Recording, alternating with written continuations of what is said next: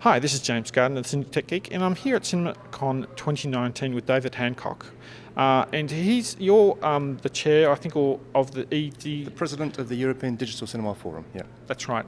And there's a topic that is quite an interesting topic and talked about this year, is that there's many VPFs which are ending or have ended or are ending very soon.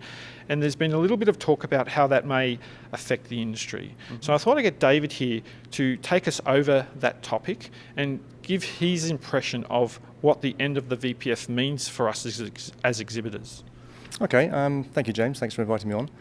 So I think there are probably three main areas where the VPF will have an impact. The first one is on, well, the main one obviously is going to be financing. Mm-hmm. So with the VPF no longer financing equipment, exhibitors have to find a way to reinvest in equipment in the future. I sort of see the exhibitors now as in four camps. It's like the stages of grief. You've got denial, anger, acceptance, and action. And you can see exhibitors all around the world are in that sort of phase of one or the other, in denial about it, so not thinking about it, or thinking about it very actively because they've worked out the whole sort of process through in their minds. But the refinancing without a VPF is going to require a major sort of shift in their attitude to risk and to investment, and probably from operational expenditures through to capital expenditures, and then you have programs like leasing as well, leasing programs. So from manufacturers, they're going to have to come up with a range of solutions to help exhibitors. For exhibitors themselves, they're going to have to restructure their sort of internal accounting to understand how they can reinvest, because you do need to reinvest. You know, we've seen very clearly this year at CinemaCon, there's a wealth of technology out there. There's a wealth of things you can do. The options, the ranges of things you can do, just from projection, but also through to the experiential technology, are massive now.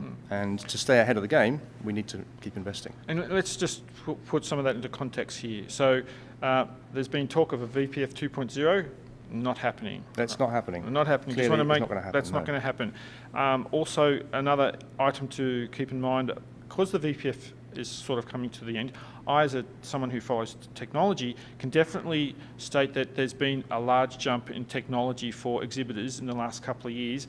Mainly, I think that's the case is because they understand that the VPF is finishing, and they're trying to leverage themselves in a position of difference. So they know there's going to be some big opportunities coming up, and they want to say, look, we've got some new technologies, new ways of improving your cinema.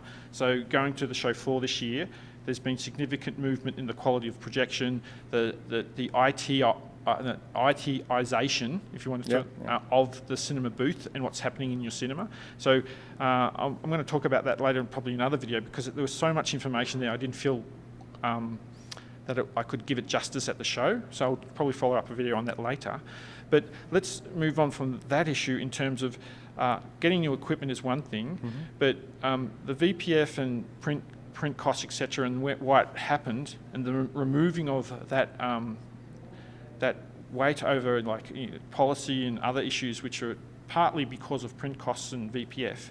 If those things are going away, do you see those pressures of maybe restrictive access and all those issues changing for some parts of the world? Yeah, so I've given you one of the aspects of the VPF. There are two others. The second one I had identified really is programming. So those areas, with the VPF, you are sort of almost generating VPFs through new screens and new content on new screens. So that is a particular model that's, in fact, was very successful. You know, most VPF contracts have been paid off before time because that model of turn rates was extremely, it was efficient. So once you've paid the VPF off and you're out of the contract, you're then if you like, in a purely digital world for the first time. The VPF was a transition model based on 35mm prints and then taking you through to digital. Now we're in a place where if you have a VPF and it's over, you can pretty much program what you like. Yes. So I do see that there will be a change in people's programming policies, either through flexibility or new content forms, experimenting with some of the things like esports and stuff like that.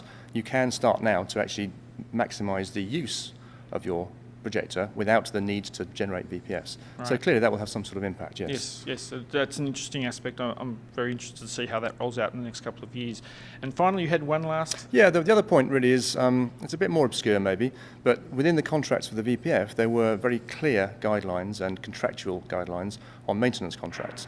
And with the VPF contracts finishing, there'll no longer be that requirement for banks that there will be the same level of maintenance for the projectors. If you are an exhibitor, clearly it's in your interest to maintain your projector. That's right. And you'll have a maintenance contract. But the VPF contracts had almost prescribed companies Yes. to do the maintenance contracts. That's right. That one that's out, there could be a lot more competition in those areas.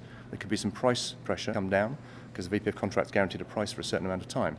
So I actually think that area as well is actually ripe for some sort of change now after 10 years of VPFs. I'd have to very much agree with that statement. I talked to some exhibitors, some friends of mine, and they discuss what's going to, what do you think should happen after the VPF? And they're in these agreements. They have these knocks and stuff monitoring them, and I say to them, this equipment's now been developed for over the last 10 years. Every year you get upgrades making them more and more reliable. And I say, how many failures you had in the last 5 years?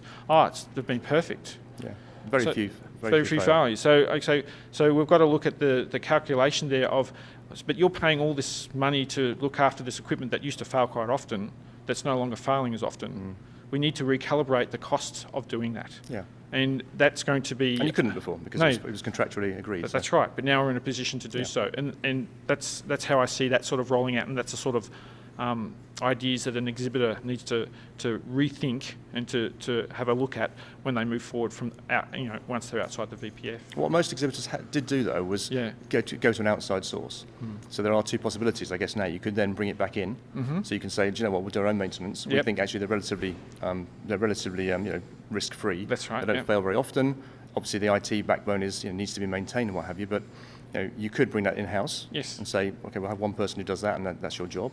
You could also then carry on with a third-party contract, but I would imagine that there'd be a renegotiation to be done based on the fact, things or some of them are saying maybe you want it, instead of a proactive, it may be actually more cost-effective to go to a reactive support solution. So when it fails, then bring them in. That's right. Yeah. And that's where I think one of the big decisions needs to be based on proactive and reactive. Just look at just look at your own equipment and what you purchase and how reliable it is, and make those, make an informed and calculated decision. I think what I would say as well, though, is with the range of technologies out there now, in terms of projection, there's 4 or 5 different options, projection and display. It is quite complicated. So if you go to an integrator who has a range of machines and range of technologies on offer you can look at and then start to test and start to use, if you did it yourself, it may get very complicated to maintain. Yes. So I'd probably say, it's up to the exhibitor in question, obviously. Yes. But if you have a multiplicity, if you have several different things going on in your site, that actually could get quite complicated. And that's when you would, I agree. And that's when if you have that complexity, it does make sense to hire. So this complexity costs money to keep trained on, and that's when it makes sense to go to a service agent who brings all this knowledge together into one entity, cost effectively, and then shares that knowledge between locations. And that's why it makes sense to do this half the time. So again, make an informed decision. Anyway, thanks, David. My pleasure. Fantastic discussion, and a good topic to end on in terms of something an exhibitor should take away from this year in terms of things to keep in mind in the coming years. Thanks a lot. Pleasure. James Gardner, the CineTechGeek. Bye for now.